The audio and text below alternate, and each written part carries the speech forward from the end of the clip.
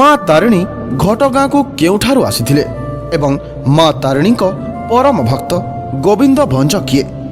ପୁରାତନ କାଳରେ ମା ତାରିଣୀ କାଞ୍ଚି ନଗରୀରେ ପୂଜା ପାଉଥିଲେ ଏବଂ କାଞ୍ଚିର ରାଜକୁମାରୀ ପଦ୍ମାବତୀଙ୍କୁ ପୁରୀ ରାଜା ପୁରୁଷୋତ୍ତମ ଦେବ ବହୁତ ଭଲ ପାଉଥିଲେ।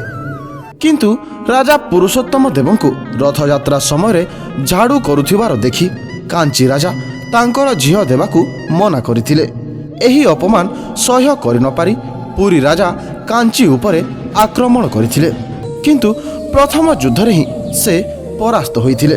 ସେଦିନ ରାତିରେ ମା ତାରିଣୀ ପୁରୀ ରାଜାଙ୍କ ସ୍ୱପ୍ନରେ ଆସି କହିଲେ, ଯେଉଁ ଘରର ଛାତ ଉପରେ ଦଣ୍ଡମାଳ ଟଙ୍ଗା ହୋଇଥିବ ତାଙ୍କୁ ସେନାପତି କଲେ ତୁମେ ନିଶ୍ଚୟ ବିଜୟ ଲାଭ କରିବ।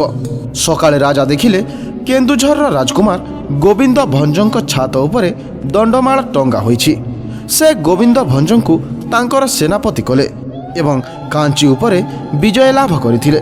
କାଞ୍ଚିଠାରୁ ରାଜା ମା ତାରିଣୀଙ୍କୁ ପୁରୀକୁ ନେଇ ଆସିଲେ। କିନ୍ତୁ ପିତାଙ୍କ ମୃତ୍ୟୁ ପରେ ଯେତେବେଳେ ଗୋବିନ୍ଦ ଭଞ୍ଜ କେନ୍ଦୁଝର ଆସିଲେ, ସେ ମା ତାରିଣୀଙ୍କୁ ସାଙ୍ଗରେ ଆଣିବାକୁ ଇଚ୍ଛା ପ୍ରକାଶ କଲେ। ମା ତାରିଣୀ ଏକ ସର୍ତ୍ତ ରଖିଲେ ଯେ ମୁଁ ତୁମର ପଛେ ପଛେ ଯାଉଥିବି, କିନ୍ତୁ ତୁମେ ମୋତେ ପଛକୁ ଚାହିଁ ଦେଖିବ ନାହିଁ।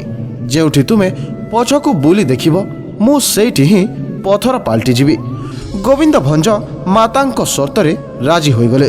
କିନ୍ତୁ କେନ୍ଦୁଝରର ସୀମାରେ ଥିବା ଏକ ଶାଳୁଆ ବଣରେ ମାତାଙ୍କ ପାଉଁଜିର ଶବ୍ଦ ଶୁଣି ନପାରି ରାଜା ଗୋବିନ୍ଦ ଭଞ୍ଜ ପଛକୁ ଚାହିଁଦେଲେ। ଫଳରେ ମା ତାରିଣୀ ସେଠାରେ ହିଁ ପ୍ରସ୍ତର ପାଲଟିଗଲେ ଏବଂ ଆଜି ସେହି ସ୍ଥାନ ହିଁ ଘଟଗାଁ ଭାବରେ ପ୍ରସିଦ୍ଧି ଲାଭ କରିଛି। ସମ୍ପୂର୍ଣ୍ଣ କାହାଣୀ ପାଇଁ ଆମର ଲଙ୍ଗ୍ ଭିଡ଼ିଓ ଦେଖନ୍ତୁ ଏବଂ ଚ୍ୟାନେଲକୁ ମଧ୍ୟ ସବସ୍କ୍ରାଇବ୍ କରନ୍ତୁ।